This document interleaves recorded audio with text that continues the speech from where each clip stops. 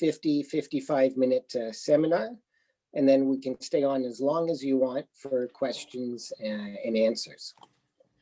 We'll just wait a minute or two more to let people log on. Hope everyone had a great day.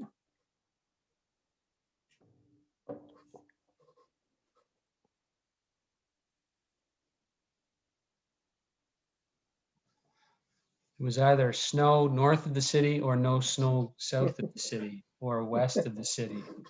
I think that was the clarification on today's. Yeah, I think Oakville didn't get it all, but then you just go 500 meters north and it was 20 centimeters. So yeah, a happy day in Canada. Yeah. Yeah, I'm in Burlington. I'm in Burlington, and it was just a dusting of snow. It was pretty easy. Really? I think, Gilad, I think you're in Montreal now? I'm in Montreal today, yes. Actually, we got more snow than Montreal. Okay. So a little bit here. So I've hit the record button there for you, Mark. So we're ready to go whenever you are. Okay. So I want to thank everybody for their time. We've been trying to provide, or we have been for over 20 years, continuing education seminars, complimentary, as a way to say thank you for your trust and support. And we will continue to do so. This is our second that we've done on Zoom. And I think it's an issue that affects each and every one of us, not on a professional level, but also on a personal level, as you will find out. As mentioned, Gilad will be talking for about 55 minutes, and then be able to answer any and all questions that you may have. Just put it in the chat or the Q&A. Before we get started, I just want to thank Henry Schein for their support. In particular, Steve has been paramount in putting this together. He's on the call. And also Lisa from our office, who is organizer extraordinaire. And all of you again for your support. On a personal note, Gilad Perry is our speaker tonight. He is an expert in cybersecurity, having worked at Amdocs, which he can tell you about, and for the last several years has been protecting small businesses like ours. At the end of the seminar, if you want a recording, you can just email us, as well as we will be in the next, within a week, sending out CE certificates for everybody. Just coincidentally, this morning I was on a call with actually an IT manager in the United States, and she takes care of about 200 offices. And we had spoken in about 5 weeks. Let it be also known, she said the reason she wasn't communicating or answering my email is 4 weeks ago, she got hacked. And they got into all 200 offices. They were able to shut it down, but ransomware was installed. And the ransom, she said, was actually in the millions of dollars. Gilad will talk about that, but I think we're all vulnerable. And with COVID, the number of attacks has gone up. So it's quite apropos. Gilad, I'll turn it over to you. Thanks, Mark, and good evening, everyone.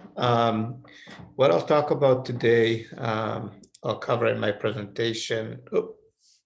Okay, a little bit about the threat landscape, just so you guys understand what's happening out there, what are the things that we're seeing, what are new threats that keep on emerging, how do you defend against cyber attacks, practicing good cyber hygiene, and I'll leave time at the end for a Q&A. So I was given, we can cover in double the time what I want to cover today, but I'll try giving you a good overview of what's happening out there and give you a good baseline. We can continue the discussion. I'll be happy to stay longer and answer additional questions. So just a little bit about the threat landscape. So, we're seeing in the news, I think Mark gave a very good example, but the activity in the cyberspace is growing exponentially for several reasons. Why? First of all, it's actually a very profitable business.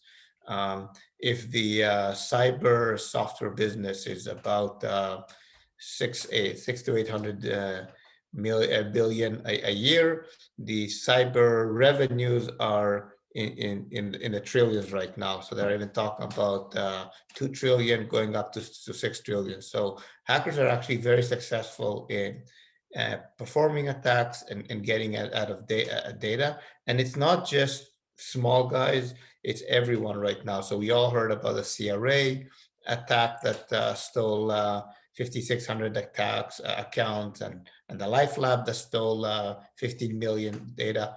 Why this is important is because I know I was part of the Life Lab attack. So my credentials are actually out there in the dark net being traded right now by hackers.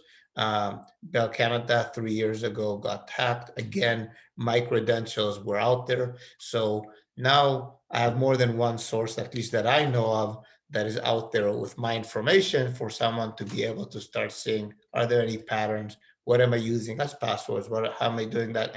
And start using that information when they come. So, and the impact of cyber is huge. Like we've seen Verizon actually pay 350 million less for the Yahoo because of the cyber breach. So whether it's the value of our business going down as a result, or our reputation impacted as a result of cyber attacks, all these have really very big ramifications when it comes to cyber. And I'll actually give a few examples later on of scenarios of what I've seen. And actually it shows a what to do scenario versus what not to do, because there's a lot of what not to do, but I actually want to focus on what to do and how some scenarios where companies actually did something very effectively.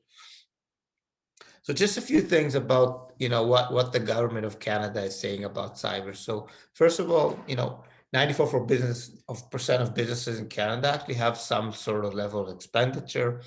We see on an average in small businesses like dental offices about 44,000 a year. So you guys are spending already, and a lot of it is already money that you're spending, right? So people are spending money on backups, people are spending money on firewalls, you're spending on antivirus. So you're already spending a lot of the money. Not always we're spending it in the right way or the best way, and we're going to talk about it a little bit today. The other thing that is important to understand is like 2/3 of businesses allow their employee to use personal devices for business purposes, or when they're connected to the office. So I would assume that around this table, it will be 100%, because all your employees are coming with their phones. You're not providing them phones. Some of them are coming with their laptops or their tablets, and they're connecting to your Wi-Fi. I don't know if all of you have segregated Wi-Fi sitting on the same network, but at the end of the day, anyone that is connecting, any device is connecting today to your organization network, whether it's Wi-Fi or not, is actually now on your network. And from there, continuing moving on within the organization, or within your network or your infrastructure, the road is very short. Okay, and 1/5 of Canadian businesses actually experience an impactful cybersecurity incident, and that's big. So as part of what we're going to talk today is really make sure that you actually know who to call in case you have a breach, and know what to do when a breach occurs. So I want to talk about some trends that we're seeing. Okay, so first of all, adversaries are getting very advanced. Okay, and they're really targeting a lot of small businesses. In the old days, they used to go after the bigger guys because they can get a lot of money. But hacking Bell Canada or one of the banks, as lucrative as it is, it's much harder. Sometimes it's actually easier because they have such a big network, so there's a lot of holes. But it's also harder because they usually have a security operations center, people that are looking at it 24/7.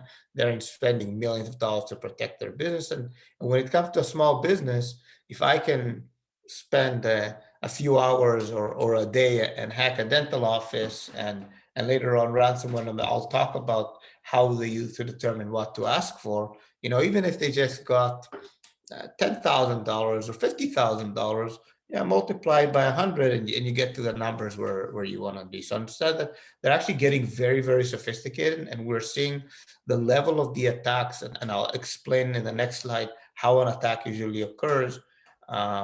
Really very challenging for us when we're trying to protect businesses with that now. The other thing is that the number of endpoint, and an endpoint is any device connected to your network or your Wi-Fi, and the amount of sensitive data that needs to be protected keeps growing exponentially. So think about it now, whether it's your home or your office, right? We now have smart devices like cameras. We have smart devices that are sitting on their Wi-Fi, like smart TVs, right? A smart TV connected to your device. You bought a smart TV that wasn't manufactured in China. Do you know that it's protected, right? So whether it's cameras, TV, thermostats, anything that we have in the house, all these are, essentially each one of those is now an access point for a potential hacker to get into your network or into your house, okay? And we as businesses become more and more digital, right? So what does that mean? Like, now everything is done online, wire transfer, we have a website, online banking, we go home, we connect through a remote desktop or a VPN into our network, right? So as everything becomes more and more digital, so does the access points for the adversaries. And it's sometimes harder for us to sift through, is it now a bad email or not? Is it really a customer contacting me or not, right? And we also see this, the regulatory side of things is actually very confused as well. We have now a great example where in the US, it just announced that if you pay ransom, but you actually paid ransom to, and at the end of the day, it was someone under sanctions, now they can come after you with sanctions. But how do you know who you're paying the ransom for? So even the regulatory business and what to report, not to report, is becoming very confusing. And again, more than half of organizations say it's unlikely or that they would even be able to detect a sophisticated attack. I would assume that it's probably closer to 100% around this table. And, attackers today are able to compromise most offices within minutes, right? And this is a study done by Verizon. And the reality is that it would take most offices, that's a statistic, 6 months to even realize that they have been breached. And hackers are actually using that all the time. And I'll explain how they do it and why they do it as well.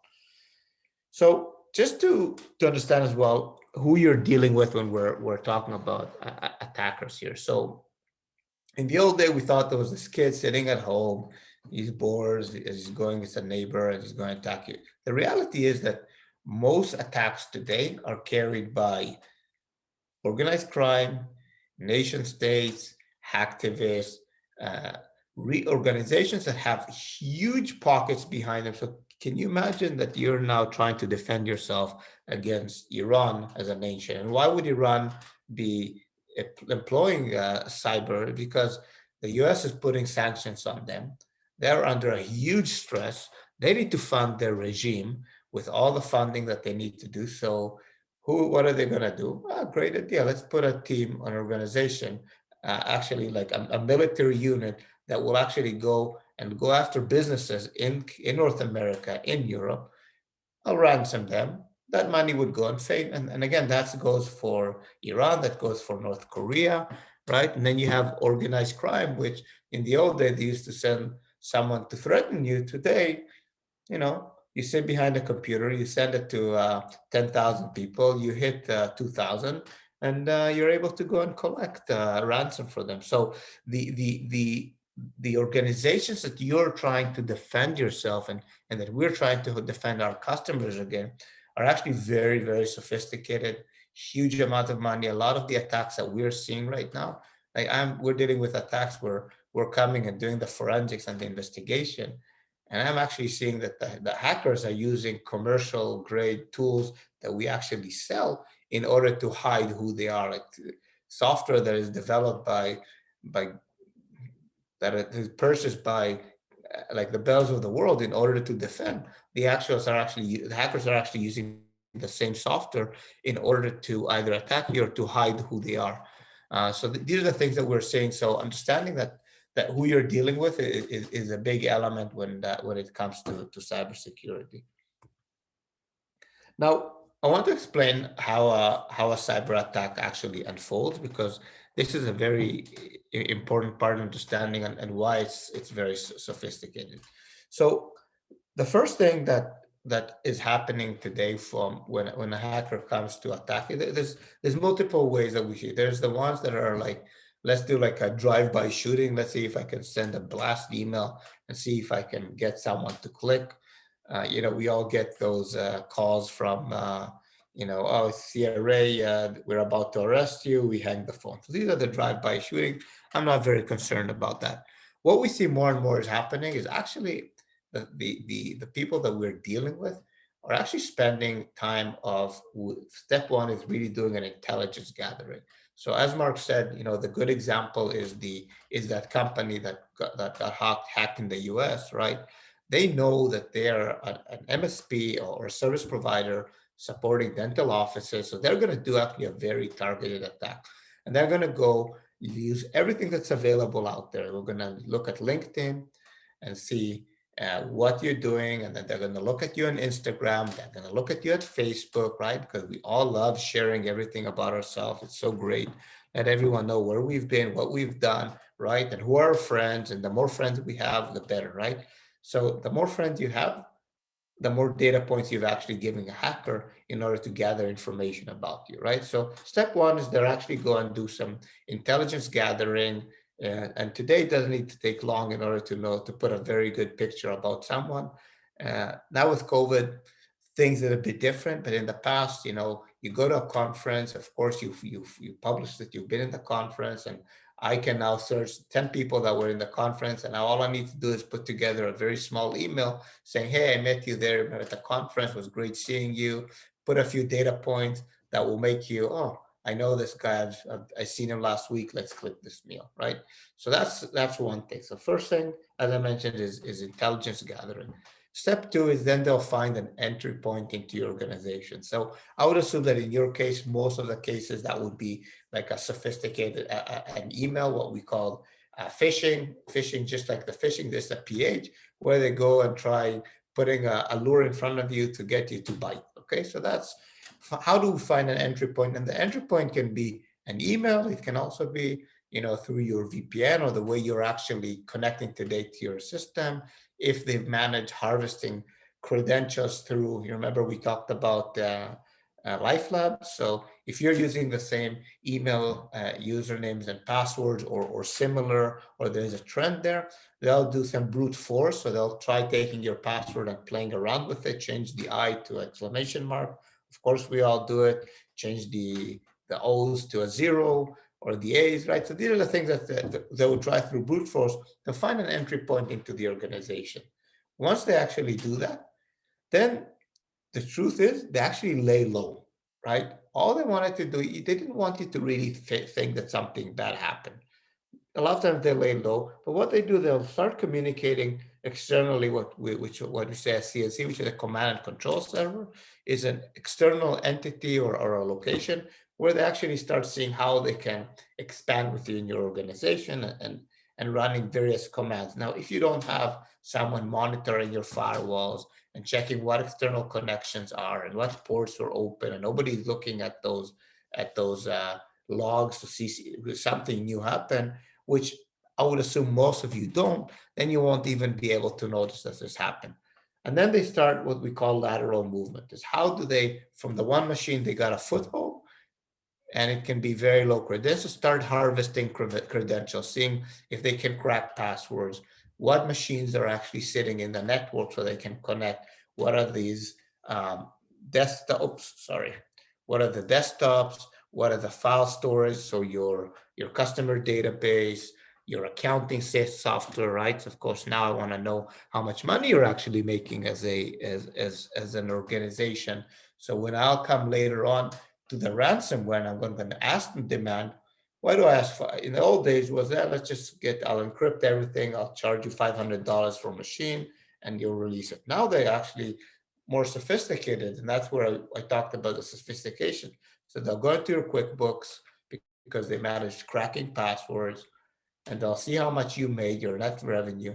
And later on, when they're going to come hit you, they're actually going to go and actually ask for 10-15% of your gross revenue, because they know that that's your paying power, right? So that's where it comes to their why it's important. So when they're here, a lot of times we see them actually turning off your backups. And if you don't have a process of checking your backups, checking that your backups are actually completed, you won't even know that happened. And I said, talking about playing low, that whole process can take weeks, sometimes 6 months. They'll come in, they'll get in, they'll put a foothold in your organization, expand around the network, turn off your backups, make sure that they can make as much damage as possible, and they'll go away. And in 6 months, they're going to come back and see your backup is still not running, right? And then they'll hit you. That's what's really missing here is the last step 7, where really they hit you with a ransomware. And then even if you say, yeah, but I don't need to pay. I have backups. They'll turn around and say, you have backups? Check when your last time your backup ran. And now you find yourself we're really having to pay the ransom because you don't have the backup to restore. From a business continuity, all your machines are disabled. As a dentist, you can't access your digital images because that is encrypted, and all your historical data. Now you have 10, 15 people. Yeah, you can still work and operate maybe in an office, but for how long can you do it without really starting to lose money? And that's exactly what they're trying to do. So Gilad, what I'm understanding is any what you called endpoint, any of our phones that are connected to our Wi-Fi can be an entry point. The criminals are a lot more sophisticated, and they're searching our Facebook pages if we got a great Facebook presence for our office or ourselves. And an attack is planned months in advance. Is that correct?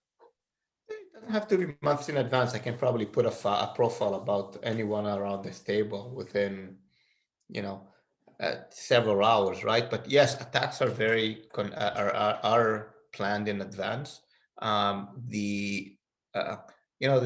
There's phones. Some of them are easier than others to get into your organization, but at the end of the day, the answer is yes.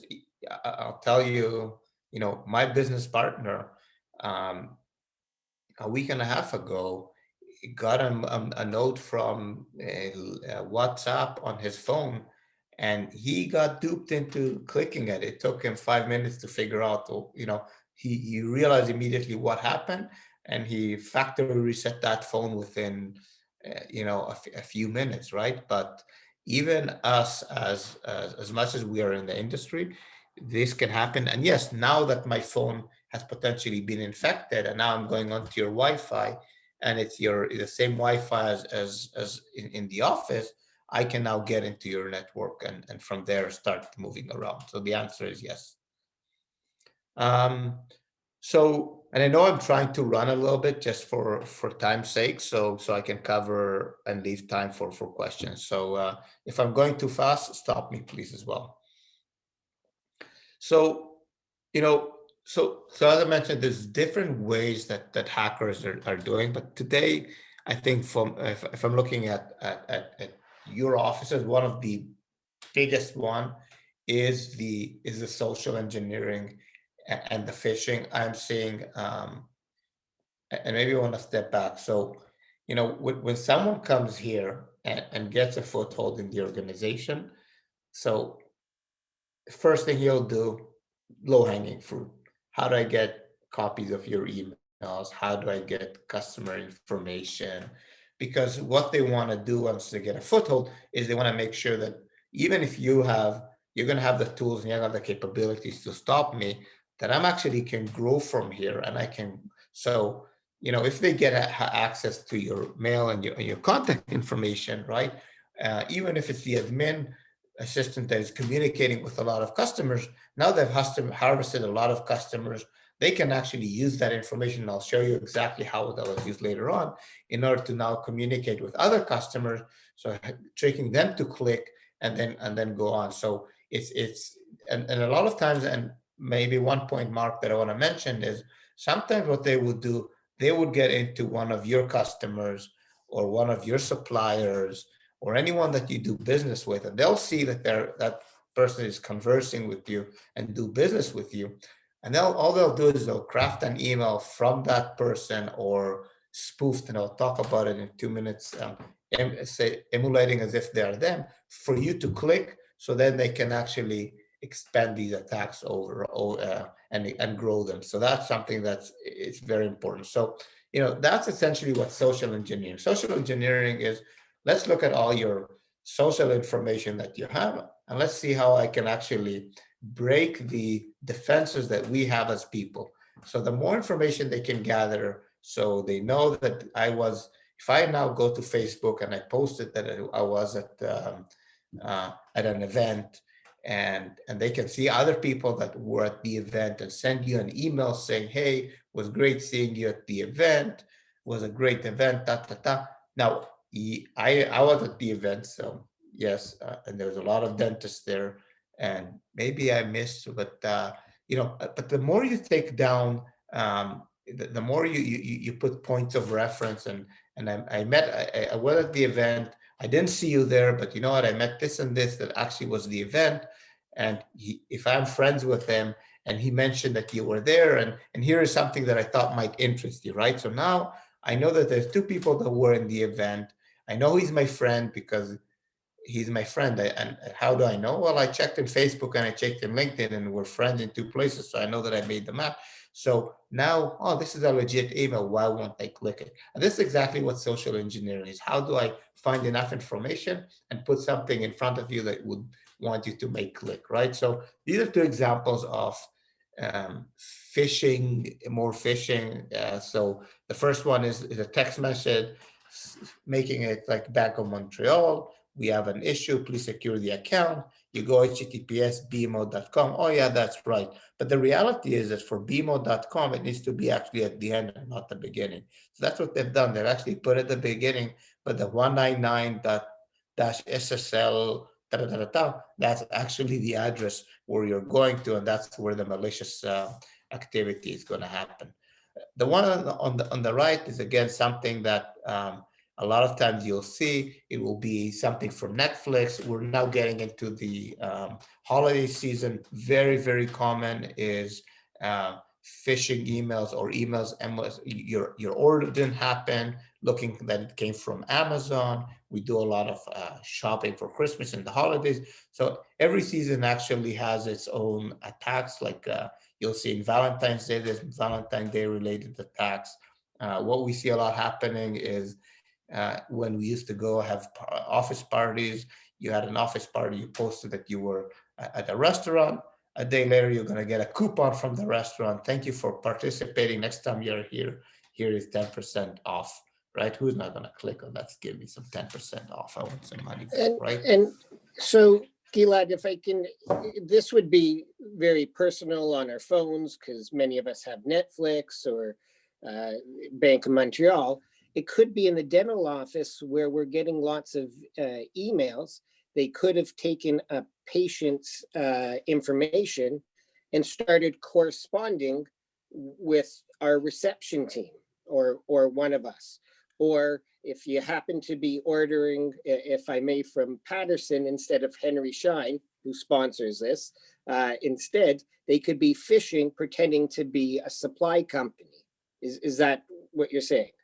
That's what's happening all the time. I have a lot of medical clinic offices that actually get an email from a patient, right? Whether they got it from you or they hacked him, it's sometimes very hard to say. Here is my updated insurance company. I changed the job. Here is the updated file, right? So you get a PDF from your patient with the, why wouldn't you open it, right? And here the malware is being deployed. And again, all they need to do is, get that information, whether they got it from you when they got into your environment, or they got into the patient, or there's many ways that they can do it, right? So again, the Netflix here is a good example. Is once, if you're gonna hover over the address, you'll see that actually the address is not from Netflix, although it says Netflix. It's notifications at something, and that's it. So I was actually playing before. Where was it? Sorry, I was playing before. So there's like a website that I use a lot of times when I do. There's too many things popping up here. Okay, I should have closed my Outlook. So this is a website we used to send. So you see, all you need to do, you go to a website. It's this guy's. I can do from Royal College Dental Surgeons. It will come from info@rcdso.org, which is you. I'll send it to Smile Solutions, right? COVID guidelines. I can put whatever I want. I'm sending the email, and you're gonna get the email coming from the Royal Dental Surgeons. That's how easy it is to do, right? And I had a click here. And if I'll actually go into the text, so you'll see that actually the click here is pointing to HTTPS click me and not malicious.com. I made it as a joke, right? But this is how simple it is to go and actually send an email. And these are free websites that are out there for people. Hackers, of course, have their own mail server, and all you need to do is put an SMTP, never mind, transaction, and then send it over. Okay, so this is how simple it is.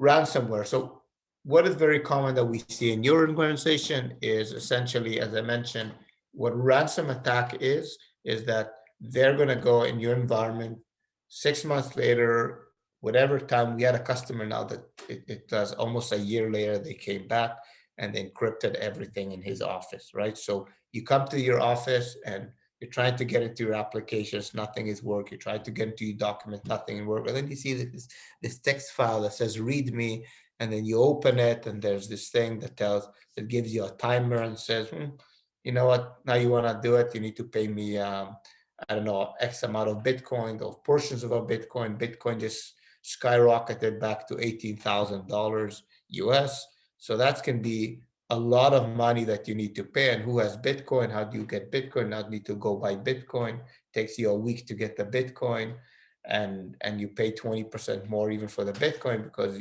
you don't have the money sitting on the side for this, right? So, and as I mentioned, they know how much. So if it was a sophisticated attack, they'll know how much you make, and they'll ask you for 10-15% of your gross revenue. Everyone here on the table can do the math and see how much that can cost them. And by the way, this is just the ransom to get the data restored, right? Now, what about the time that the week that you lost, or 2 weeks until you got the data restored? What about the cleaning of all the machines? And now suddenly you're willing to spend a little bit of money on securing your environment. So small businesses are really hit the hardest when it comes to ransomware, because they usually rely on an IT supplier that, and I know it's very confusing, right? Because you're thinking, hey, I have an IT guy.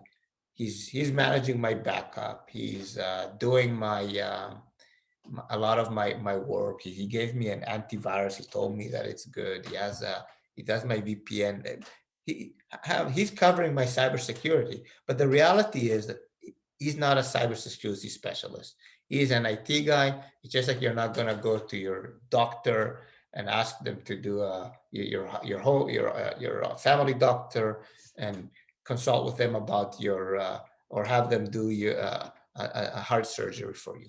These are two different skill sets and very complementary. We actually work with a lot of IT companies.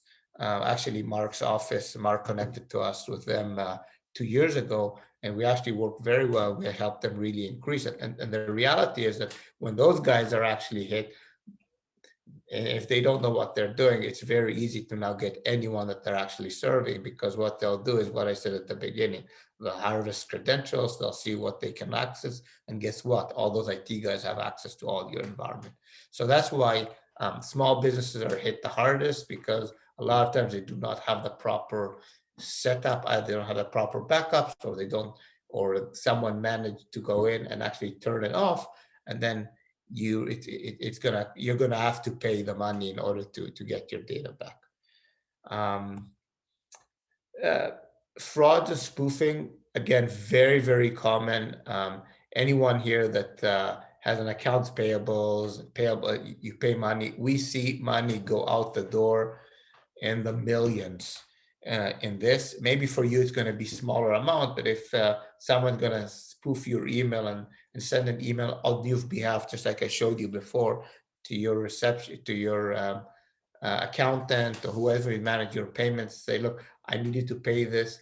Please send this money over, and here's the updated their bank account. Send it now, and you send $20,000 that went away. It is $20,000 that's going to go out of your pocket, right? So we have a customer that is in the food business, and they had a case where they established a relationship with a supplier. It was the first time that they had to send money, and the hackers just went in between and said, this is our banking information, and they wired $500,000 to another bank account that was someone else's, right? So we see these transactions. So anytime you're going to get, and it's something that we really important to stress with your people. Someone tells you, I've changed my bank account, forget email. Call the person, talk to them, see that it's the actual person, because we see this happening all the time. Very common. Another easy way to hack you is unattended USB devices. So when we sometimes even do simulations with customers, or when we do penetration testing, what we'll do is we'll drop a USB flash disk at the reception. We drop it at the parking lot. You put something that's interested in it about it, like bonuses. Who doesn't want to put it in your computer and actually see what's on it? So again, a very simple way of getting into your organization. Now, I'll ask the question, maybe people would answer, how many on this around this table actually went and disabled the removable media, so the USB drive on the computers in your offices?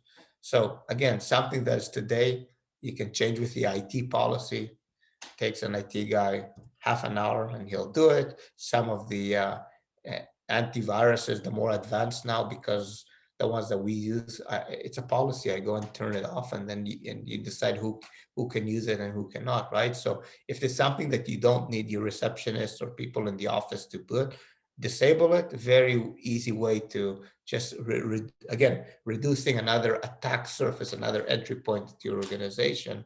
That's very easy to inject malware to your network. Man-in-the-middle attacks. We're not sitting at Starbucks, and we're not sitting in airports that much. So, but that was 8 months ago, a huge area of attack. So what it is anytime, and it's still relevant to you guys today, but anytime you go and connect to a free Wi-Fi, we like to say nothing is free in this world. What that means is someone, a lot of times, even in a Starbucks, we have like a USB stick that I actually put in my USB port. That is a hacking tool that enables me to present to you a same Wi-Fi, whether it's a Starbucks or anything. All you need to do is you're connected through me. And now if you're sitting at a restaurant or a Starbucks or any local or an airport and doing your email banking and connecting to Wi-Fi to any site, I can actually, as an attacker, see all the traffic that is going on your device. And if you logged into your bank account and I manage harvesting those credentials, later on I can go in and get into your bank account and get the the data that you're doing. So this is what it is. I'm going to skip it. I just want to make sure I leave enough time. But again, something that was a huge attack vector because we were all in free Wi-Fi. I would assume that in a year from now, when we start getting back to normal, we're going to see this one happening again. And again, cyber attacks at home, everything starts at home, right? So we're connected. So whether we're in the office, sitting behind a firewall, but when we come home, if our home environment is not protected, we're again susceptible. And then, of course, we log in from our home into the office, and through that channel, I can actually insert the malware into my into the office, right? So we're all working from home. Our home is a lot of secure. I don't know how many people went and changed the default password that the Bell or the Rogers, so that tell us router that we got, or the admin password, right? They all have their default passwords. All the smart devices, we're becoming a smart home, right? We have smart kettles, we want our camera, and we want a smart doorbell. I had Philips Hue. I was in Israel 3 years ago in a cyber tech conference, and the guy just showed us how easy it is. He hacked into a Philips Hue, which is a light bulb, right? And why is it so easy? Because it doesn't have a lot of processing. I can't install any software on it like antivirus. So he hacked it, and once he was there, he actually the light bulb was connected on sitting on my network, right? And then he was on my router, and from there he actually could spread into the entire network of the house, right? So smart devices, we get them. We need to make sure we're changing their passwords. We need to just be aware that every time that we're adding another element of these to the house, and our houses are going to get smarter and smarter. There's no reason why they wouldn't, but we need to make sure that we're protecting them, and we need to make sure that we are aware of what we're doing, and at least making sure that we're following the proper protocols and changing the passwords. And if you ordered something, and it's hard because you're ordering a camera from China off of Amazon, right? We have very little knowledge if someone even maliciously put some code there to make sure that it's vulnerable.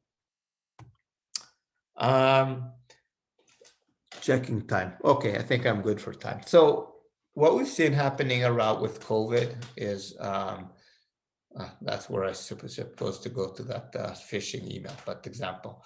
So we've seen actually that phishing has increased by 400% since COVID began, and for several reasons. One is we were all really looking, and still now, how many cases a day, what's happening, what is the status, right? So we want more and more information, and so hackers are giving us that information. So they're sending it via phishing emails, they're sending a lot of information. The other one is that there's a big unemployment out in the world right now, and there's many software engineers that are out of work and actually need to feed their families. And what I didn't tell you earlier is that just like you guys are consuming today, I know your mail as a software as a service, right? Office 365 in the cloud. We go connect, we pay $5 a month, and we have a per user, and we have or 10 or 20, doesn't matter. There's actually ransomware as a service. There's a lot of companies out there giving their software the ransom as a service. Before it was a fee, now they're doing some revenue sharing, a lot of very advanced business models. But at the end of the day, if I'm a technical guy and I need to feed my family, there's actually people that will be happy to give them as a service, and they have great call centers, a lot of support, so it's very easy to use them. The other piece is that the phishing campaigns are actually using branding associated with the CDC, the WHO, country-specific organizations. There's a lot of marketing on offering cures or trying to sell us protective gear under the disguise of real. And again, Mark, you mentioned Henry Schein or someone, but again, everyone is consuming a lot of PPE now. And it's very important that just beware of who is selling you what. And again, I showed you before how easy it is for me to just write an email that comes tomorrow from your dental, from your organization, and telling you new guidelines, and I'm just spoofing the email because all I have to do is one time get a hold of the format, and I even have the format and the signatures and everything I need to do in order to send it to you myself.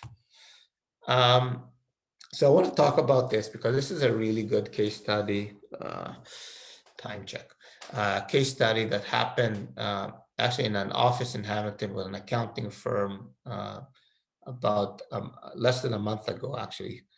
So we had a case where an admin assistant got and opened an email, a malicious document that was embedded and embedded, and she felt that something was wrong, right? And by the way, and I'll talk about that, actually, it's an email with an attachment that came from one of the customers that they had previous conversations with, an extension of a conversation. We'll see the pattern here. So she opens it, she figured something was wrong, okay? She immediately went to her boss, knocked on his door, interrupted, said, I think I opened something that was wrong, okay? Between 15, 20 minutes, the IT guy was actually close by, they called him. He went and disconnected the machine off the network. He just went and pulled the machine off the network. And they actually called us, and we very quickly rolled out an endpoint detection, which is essentially the next generation antivirus software on all the machines in the network, right? And we actually ran some forensic, we ran a scan, nothing came up, okay? Again, they lay low. So a lot of times if they're not doing something malicious, and again, it doesn't have to be immediately a malicious, it's getting there, and we didn't know, they lay low, we didn't find anything, okay? We thought everything was good, the weekend came, and then on the Monday, the antivirus that we've actually installed, it's and again, as Mark tells me not to use EDR, the endpoint detection response. It's a system that knows how to actually check behavior and see what's happening on the machine. So it actually it started blocking malicious activity. We saw something was wrong, and immediately we decided to actually isolate the machine. So I actually remotely was able to, through the tool, isolate the machine, so disconnect it from the network. And then we started doing some forensics on it. And we actually saw that it was blocking the deployment of the ransomware. It was actually trying to now deploy the ransomware. We call it a dropper on the machine in order to, and so we took the machine, honestly, as would they blow it up, format the machine, factory reset, erase everything, build it from scratch. It cost your IT maybe 2 hours, but it's worth it. And we thought it was done by them. What happened the next day, we got a call from 2 different people that they got an email coming from the admin. Now, they didn't manage getting into the Office 365, but they did what I did, right?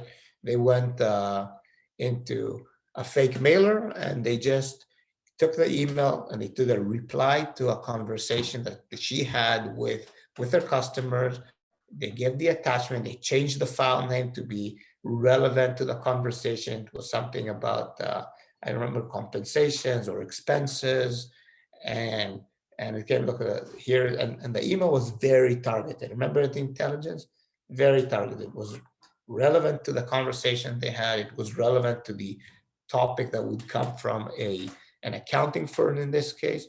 And we had 2 customers that already reported that they're actually double clicked the virus, and now it's on their machine. So that's how, make sure that you grow. So in that 20 minutes or 15 minutes that the hacker was in the environment, first thing that he did, just as a fail-safe for him in case he was caught, he took all her email, downloaded, and uploaded probably to the command and control or someone external. We actually did a check on the network. There was not a lot of data. They're smart enough to take all the conversations without attachments in order for someone for us not to find. So again, that's the level of sophisticated they had. They just didn't take her entire data, because then we would have known.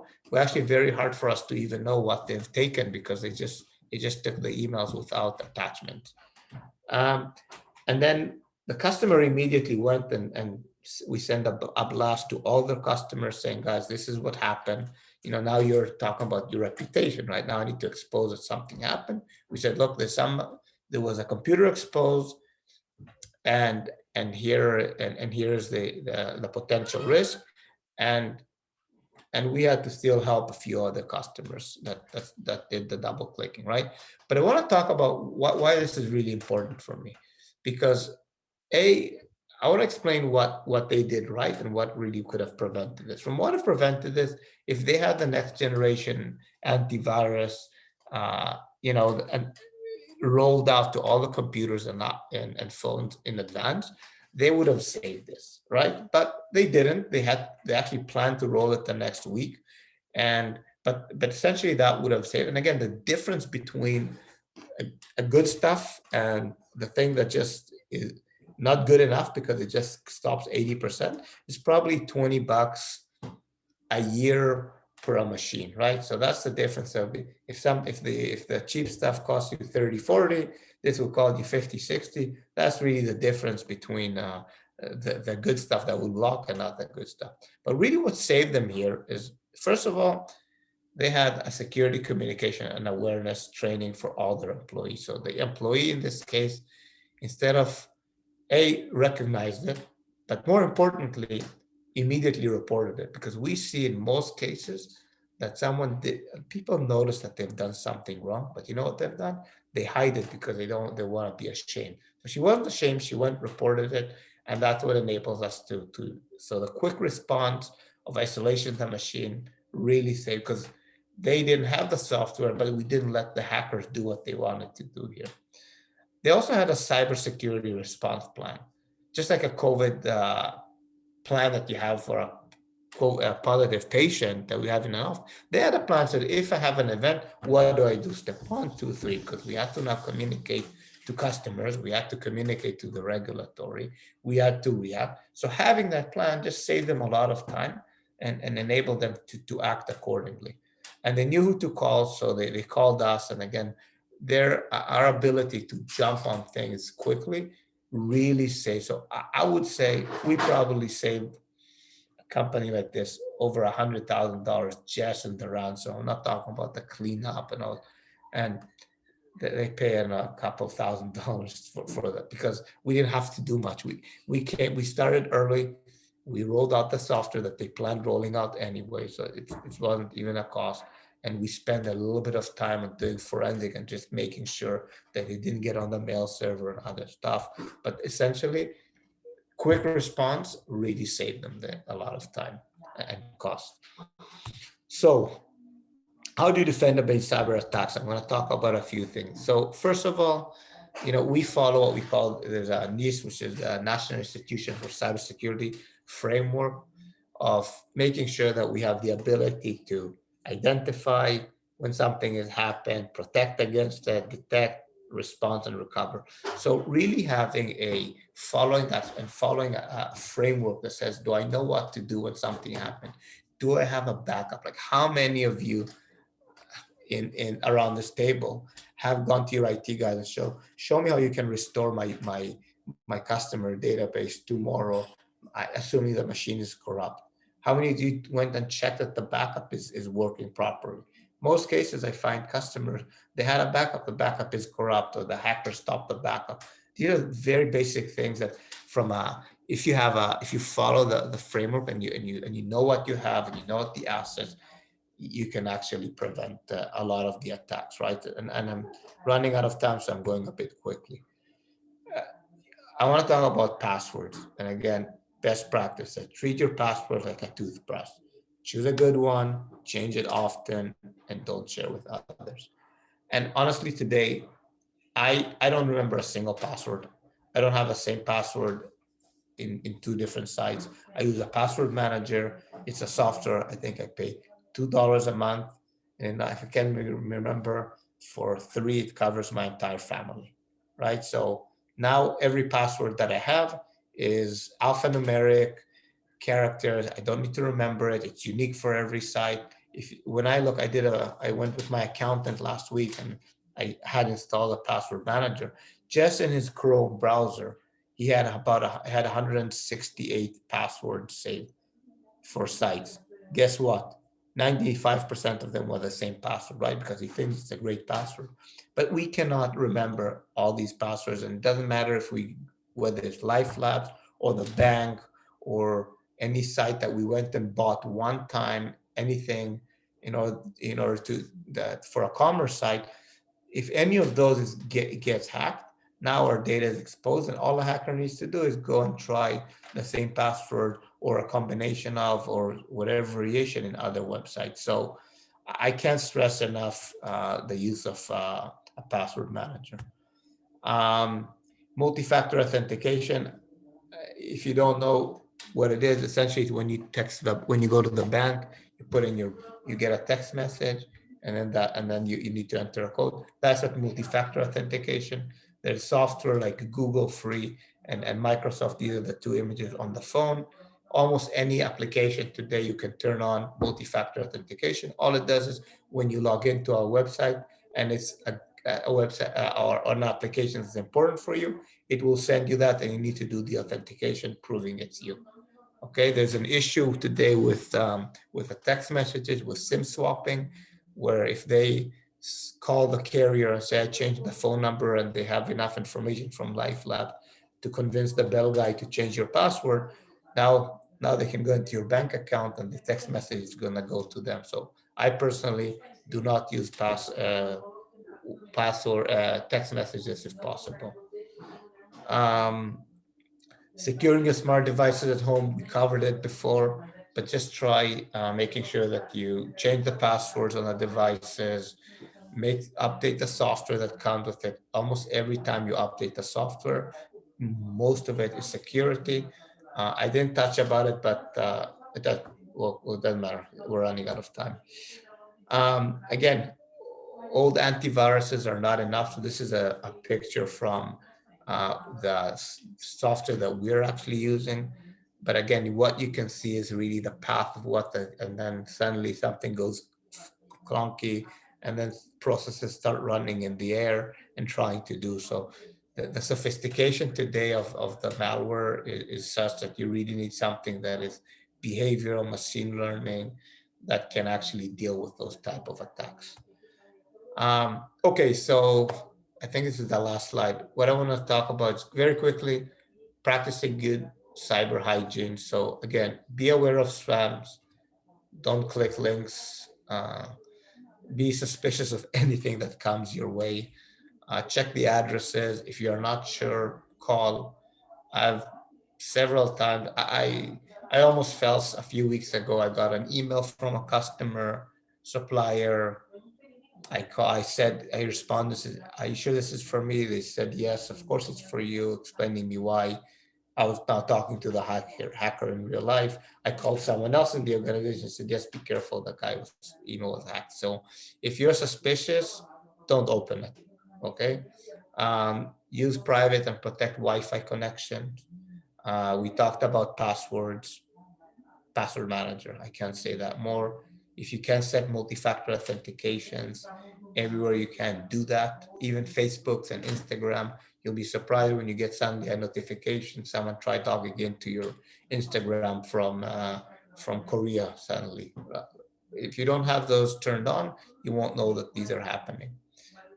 Change the IoT devices, protect your endpoint, and have a ransom-proof backup. I can't stress that enough.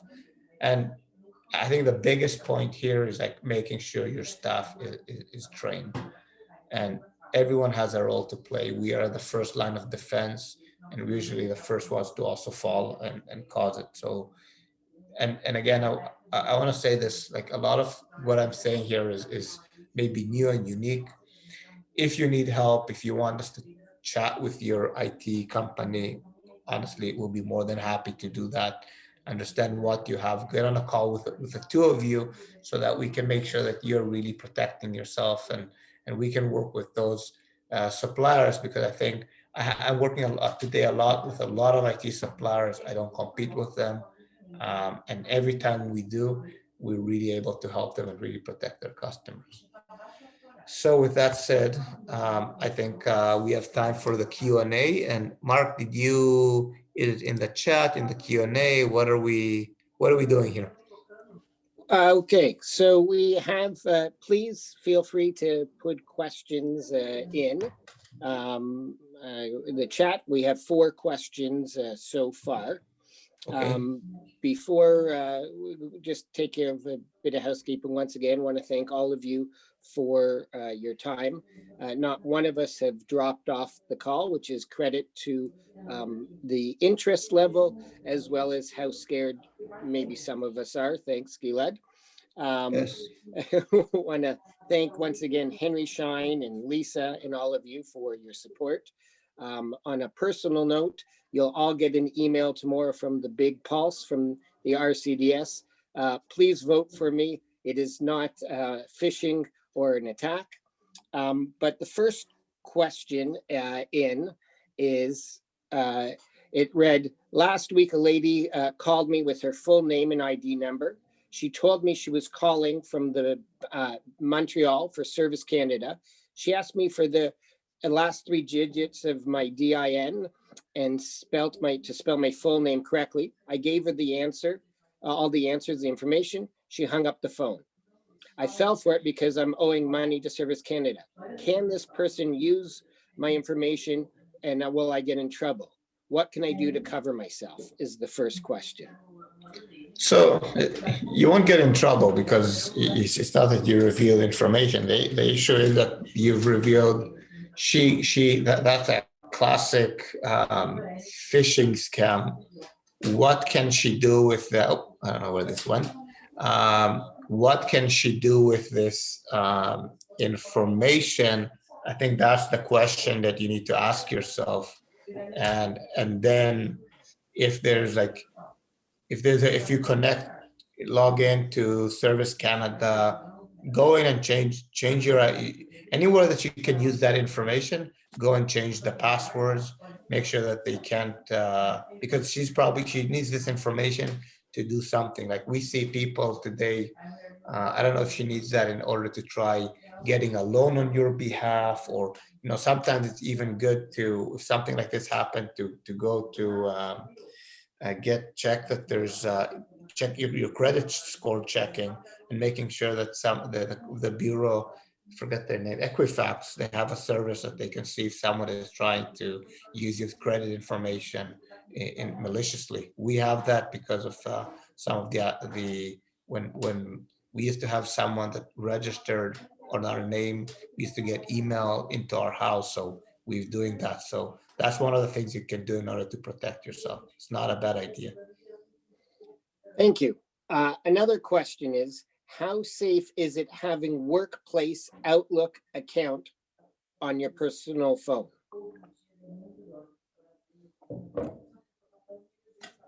We can't live without it, okay? Let's be realistic. You need to make sure that your phone, the reality is that both Apple and Google spend a lot of effort into protecting our phones. I'm actually trialing now a software that's like an antivirus for my phone, just to make sure that there's nobody.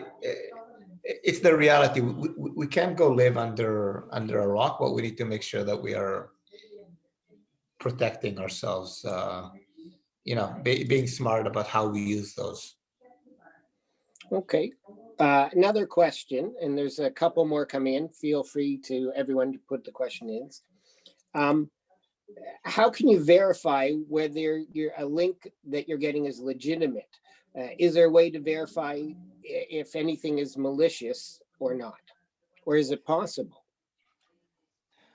You don't have the tools to verify if the link is possible, is not, but a lot of the times, like if you're getting an email from Henry Schein, right, and you're going to go and hover over the link, you're going to be able to see who the link is from. I think I did it before. Like when I did this problem viewing your email, click here. When I click stand over it, you see that I changed the link to clickmeimnotmalicious.com, right? So I played around with it.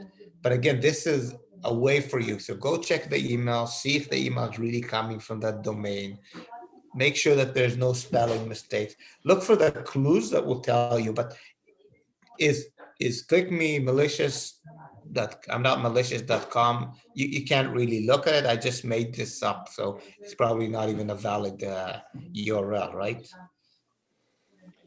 So echoing what you said before, one way is not only to have each and every one of us trained what to look out for, but our entire team, which would help us at home and at the office for cyber training. Is that what- 100%. Look, the likelihood is that one of your staff, your receptionist, the people that are communicating with customers, those are probably the people that are going to be letting the attack in. And again, how do I tell a receptionist not to open an email that came from a customer with an attachment that tells me that if I updated my information, right? You can't. But if you opened it and it's not what you opened, and it's not really the update of my insurance information, and something ran and I enabled macro, these are the things that you need to teach them so they can understand, they can see them, and react in case they did. We're all gonna get hacked, okay? You need to, the assumption that you need to make it that you're gonna get hacked and something's gonna happen. The question is how quickly you're gonna react, and how quickly and how much damage are they gonna be able to do. The accounting firm, okay, so we had to rebuild one machine, and we spent about, I think, not more than 8 hours in total in trying to remediate and look if something happened. But that's like small change compared to if something would have really happened if she didn't have reacted so quickly. Another question I got text to me is, and I think it came in before you sort of covered things, what to do, but an action plan that we can take in our offices if we've been using an IT support. I think you covered it where they could, if they're not sure, you'd be happy to talk with our IT support, or is there a 3-step action plan that we can take? Yeah, we can talk. We can jump on a call for free and not charge anything. Just understand what you're doing today to protect yourself. If you want to understand, if you want to, if I'm going to be asking questions that you won't know how to answer, we can do it together with the IT company, and just it's really a trust triangle, right? We need to make sure that you're protected, that your IT guy is doing what he needs to do, and so that at the end of the day, we will be able to stop what is happening. Again, we're really dealing, remember, you're trying to defend yourself against big organizations, government, right? So it's not an easy task. So, Okay. yeah. Several more, keep them coming, guys. Using an unsecured Wi-Fi at a coffee shop. Can a hacker, if properly equipped, read my password when logging into it, for example, my email? 100%. Yeah, that's what I mentioned before. So what the hacker would do is, you think you're sitting at Starbucks, he's gonna give you a Starbucks. So when you think that you logged into Starbucks, essentially you're running through him. So once you logged in, he's actually seeing all your traffic because you're running through his computer right now. But I want to talk about this something, okay? So I assume most people here have kids in high school. When the TDSP wanted to block the kids were using Netflix and Instagram, it was most of the traffic. So the TDSP was very strong. They put rules in the system to block it so the kids won't be able to do it. Guess what our kids did? They all went and installed VPN, even free VPNs. And what a VPN does, it's a virtual private network. All it does, it creates a tunnel to wherever you're connecting, and doing that, it actually encrypts your data. So a hacker sitting in a store, in a Starbucks, if you're opening a VPN, even if it's a free one, okay, VPNs are not expensive. I think they cost like $5 a month or so. All your traffic is now encrypted, and then they will not be able to see what you're typing. So that's a way around it. I just ran out of time here. No, okay, so we got, keep them coming, guys. 3 more questions. I'm assuming different types of attachments are more likely to be malicious. Can you give examples? For example, is it JPEG or a PDF, or are they all the same? The reality is that they're all the same. Today, you can embed a malicious code even in a picture. The more common that we're seeing are Word and Excel, because in Word I can open, I can run macros. So a lot of times you'll see that you're opening a Word document and it's telling you, do you want to enable content? Enabling that content essentially lets the macro run in that Word or in my Excel, and that's what runs. So Word and Excel are number 1. I would say PDF are number 2, and then images. But it's more, so you need to be more sophisticated to.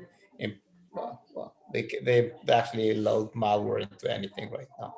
But these are the 3 ones. Yes. So basic, anything is susceptible. Yeah. A 2-part question. Are there certain email servers that are less safe than others?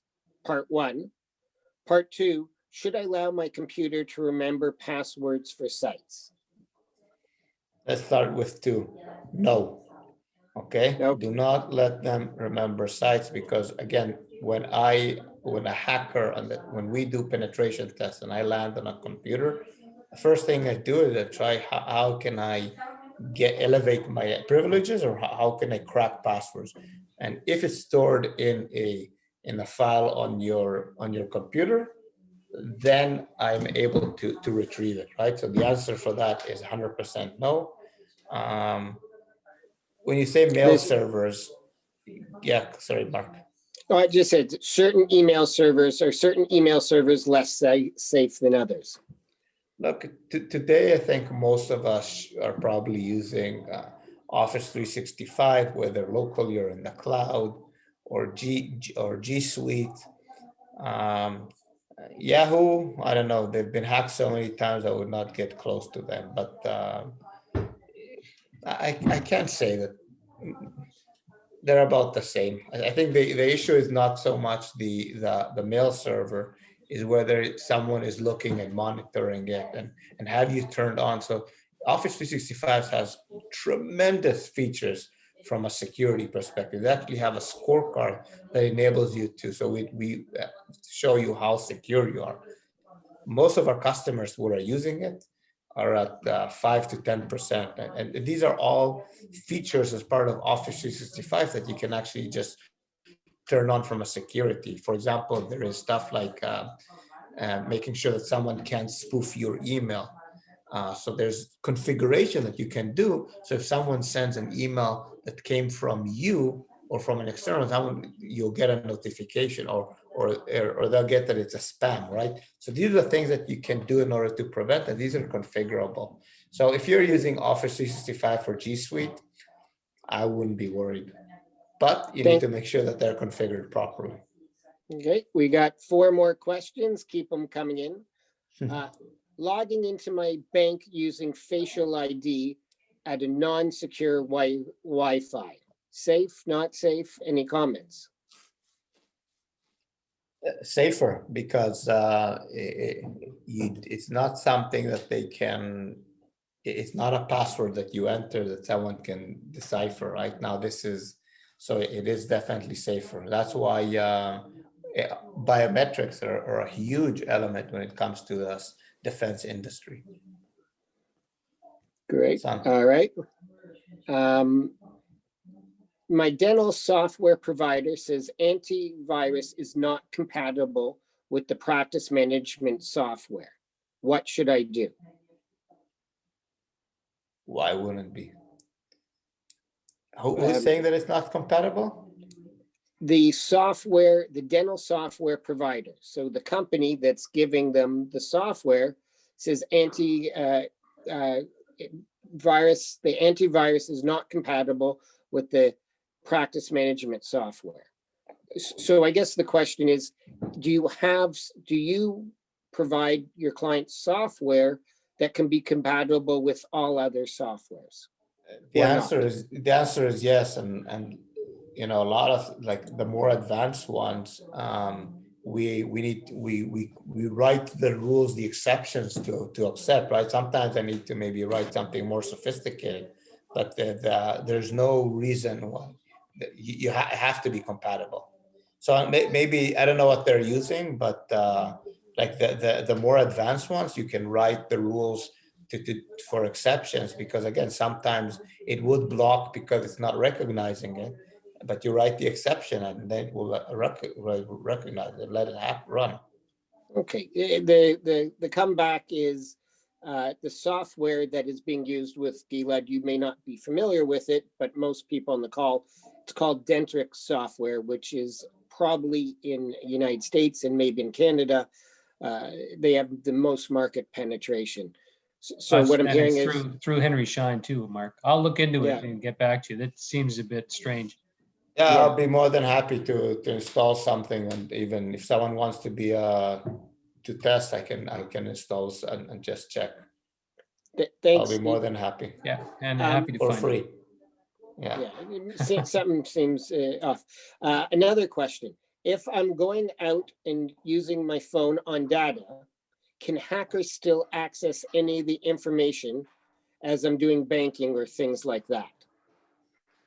Much harder, because then they need to really hack into the service provider and right, because now you're running on Bell or Rogers or Telus network.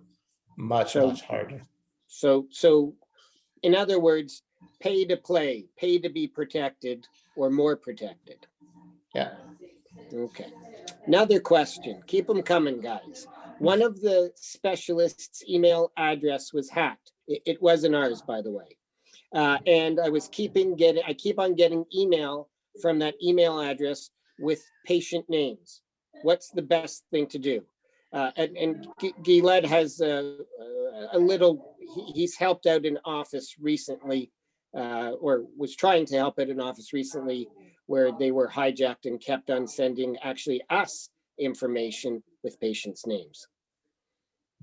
So, you know, when something, if it, a lot of times, if you look in the metadata of where it's coming from, right? If there's two issues. One, have they managed really getting into your Exchange server? And then that's a bigger issue, because then they're really sending from your network. But if they're not, and it's just spoofed, a lot of times you can find the domain that it's being sent from, and there's actually places that you find the IP, and there's that you can report actually, so they will block them from sending. So that's something that would have to do. But the reality, they're sending patient data because they manage harvesting that data from you, right? That's the bottom line. That's the biggest issue. Patient data was stolen, right? Yes, and they're trying to penetrate other offices, Yeah. like the doctor who sent it in.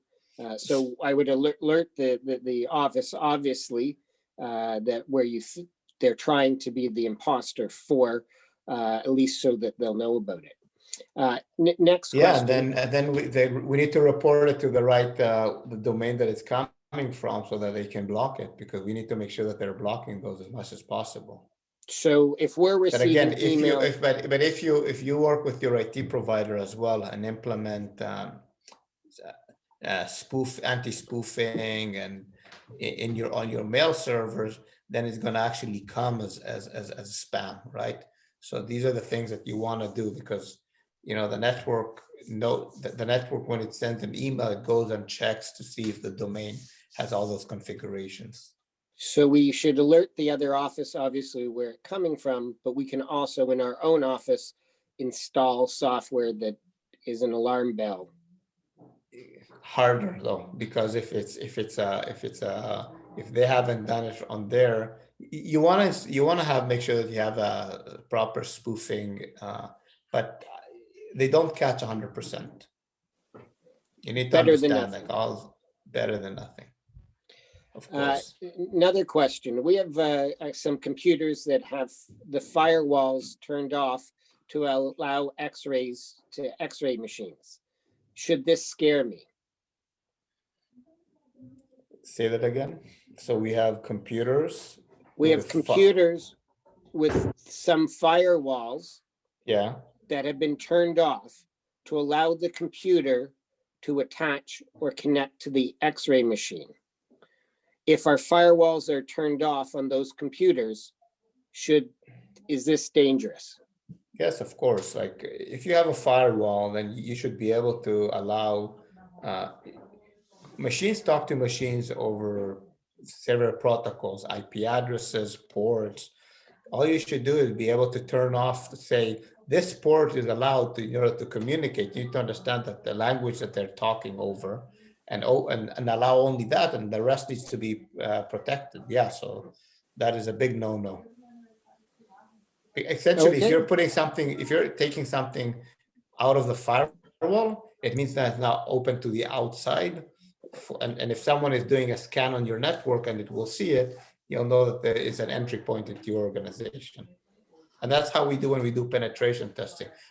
Most of the time, I don't know anything about the organization. I do a domain, I start doing scans, and now suddenly you see someone created a test machine and opened a firewall, left things behind the firewall, and that's how we enter into the organization. So, Gilad, can you explain what is a penetration testing or a pen test? Sure. So a penetration testing is when, like in some, like in the financial services is regulatory. So penetration testing is a customer comes and said, Gilad, this is my organization. Show me how you can penetrate into the organization. Can you get into my environment? And we usually give us a target to be able to get a domain admin, or so a lot of times a penetration test, I would try hacking into your organization. I can use spoofing. I can see what assets are exposed to the internet. If you have a computer, for example, that you're using it today to connect as a remote desktop into your network, but you haven't updated the latest patches, a lot of times I can see what those are. I can exploit those vulnerabilities and enter you. Once I'm in, I do what a hacker does.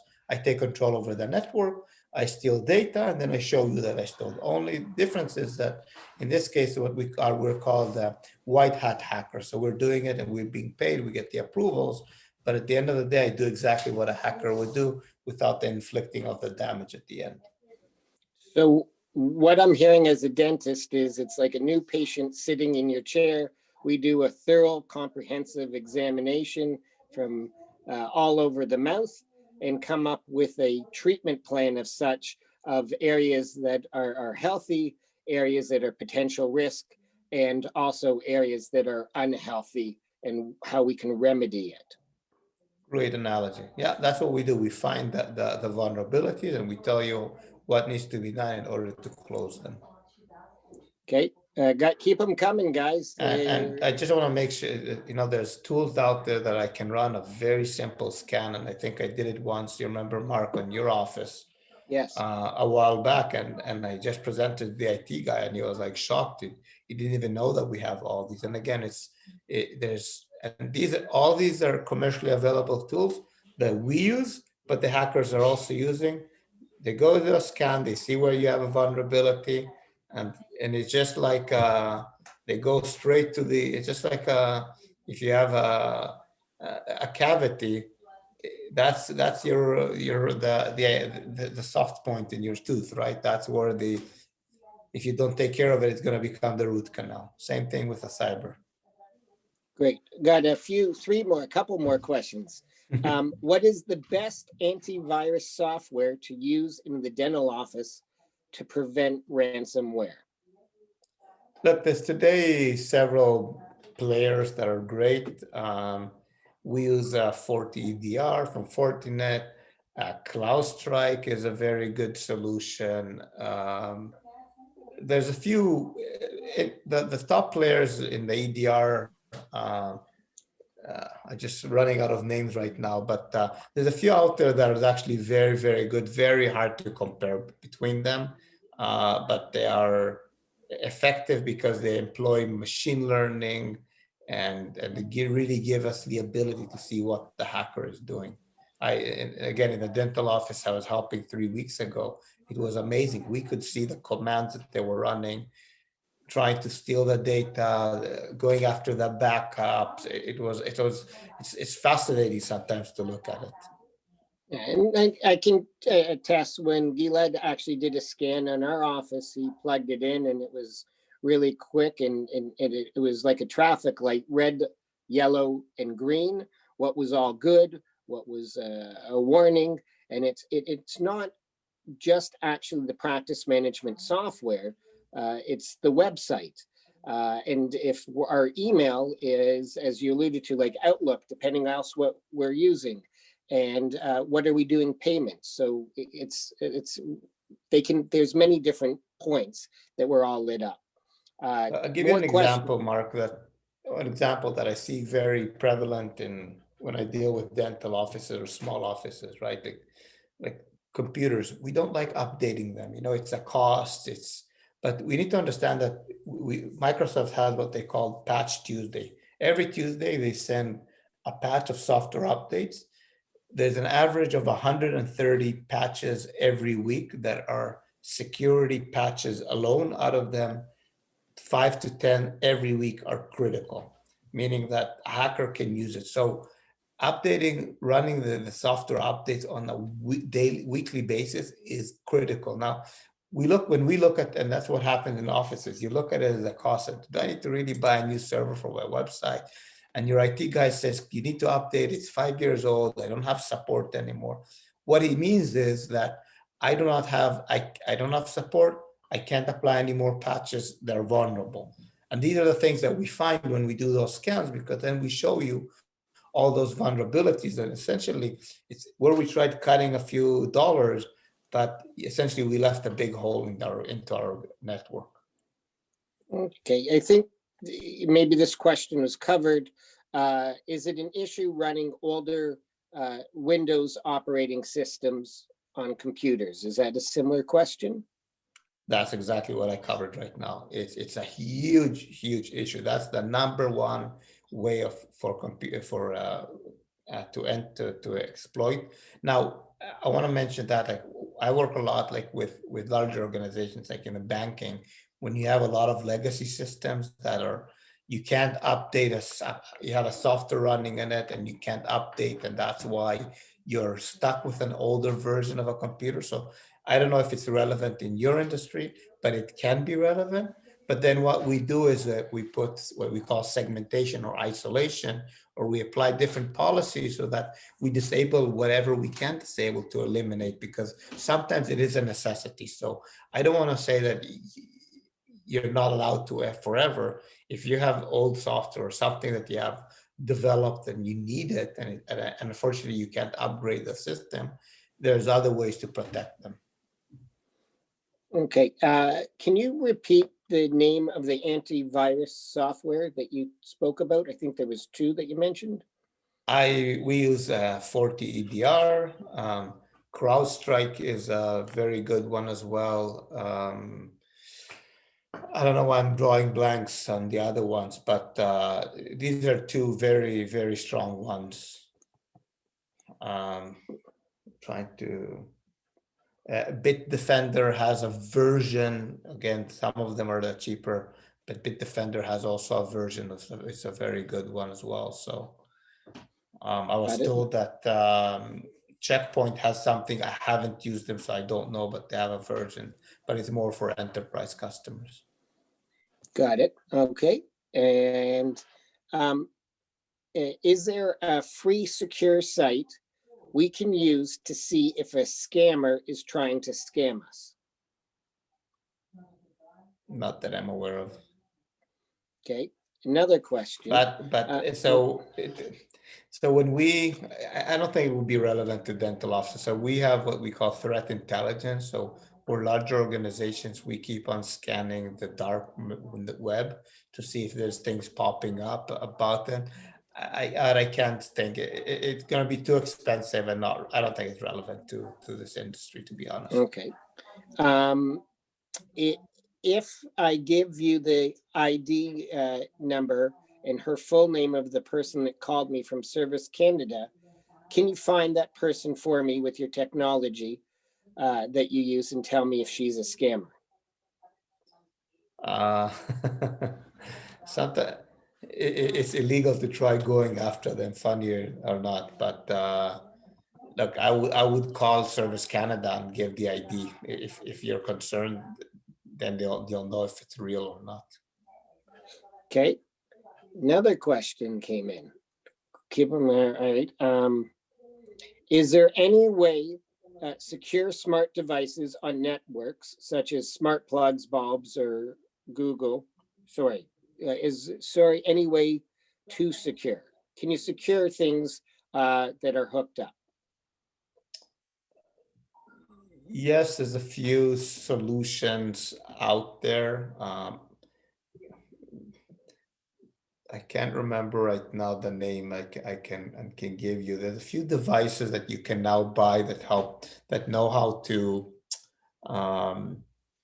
fingerprint what those devices should be. So, for example, a camera should not be, or your TV should not suddenly be opening a port and connecting to China. There's software that knows how to look for the anomalies. I can't remember right now the name, but I can take it offline and I can provide it later on. There's more expensive solutions, but I think there are solutions that are not that expensive. I do not know how